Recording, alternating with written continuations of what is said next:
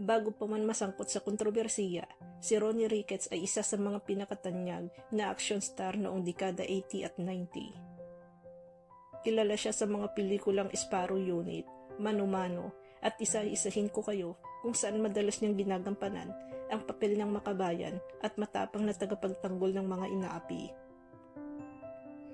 Dahil sa kanyang imahe bilang matuwid at disiplinadong artista, hindi nakakapagtakang italaga siya bilang chairman ng Optical Media Board noong 2009 sa ilalim ng administrasyon ni dating Pangulong Gloria Macapagal Arroyo. Layunin niya noon na sugpuin ang lumalalang problema ng piracy sa bansa. Ngunit sa kanyang pagnanais na linisin ang industriya, dito rin nagsimula ang pinakamalaking hamon sa kanyang buhay. Noong 2010, nagsagawa ang OBM ng operasyon sa Quiapo, Maynila laban sa mga nagbebenta ng pirated CDs at DVDs. Matapos makumpiska ang mga ito, lumabas sa ulat na ipinasoli umano ni Ricketts ang mga pirated materials sa mga may-ari sa halip na isailalim ito sa wastong proseso ng inventaryo at ebidensya. Dahil dito, nagsampa ng kaso ang Office of the Ombudsman laban sa kanya dahil sa umano'y paglabag sa Anti-Graft and Corrupt Practices Act. Kasunod ng kasong yun, dumaan si Ronnie sa matinding pagsubok. Sa loob ng maraming taon, halos araw-araw siyang humaharap sa korte upang ipagtanggol ang sarili. Ayon sa ilang panayam, labis na naapektuhan ang kanyang pamilya at halos maubos ang kanilang ipot sa kababayad ng abogado at gastusin sa paglilitis. Umabot pa sa puntong nananawagan siya ng tulong sa Pangulo at sa publiko na sana'y maintindihan ng kanyang panig. Anya, ginawa lang niya sa tingin niyang tama bilang pinuno ng ahensya at wala siyang intensyon labagin ang batas. Noong 2019, naglabas ng hatol ang Sandigan Bayan na guilty siya sa kasong graft.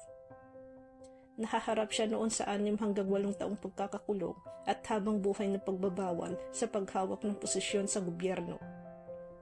Marami ang nalungkot sa balitang ito, lalo na ang mga tagahanga niya na naniniwala sa kanyang integridad.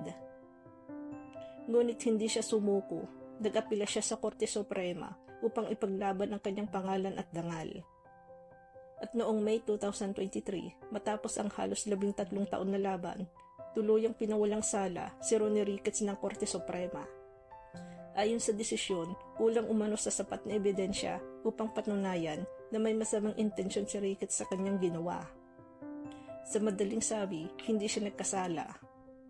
Matapos lumabas ang desisyon, labis ang pasasalamat sa Diyos, sa kanyang pamilya at sa mga taong hindi tumigil sa paniniwala sa kanya.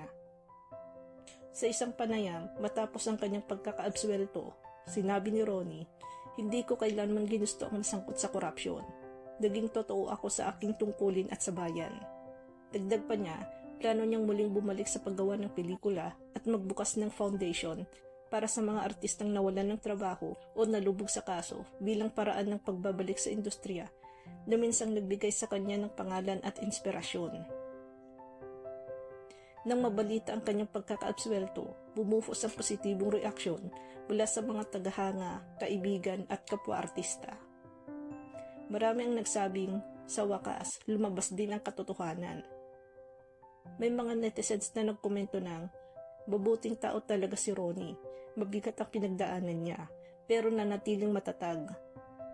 Para sa ilan, simbolo ito ng pag-asa at hustisya na kahit gaano katagal, mananatiling mananaig ng katotohanan. Ngunit may ilan din na nagsabing, sana magsilbing aral ito hindi lang sa kanya, kundi sa lahat ng opisyal ng gobyerno na maging maingat sa paggamit ng kapangyarihan at tiyakin ang bawat hakbang ay ayon sa batas.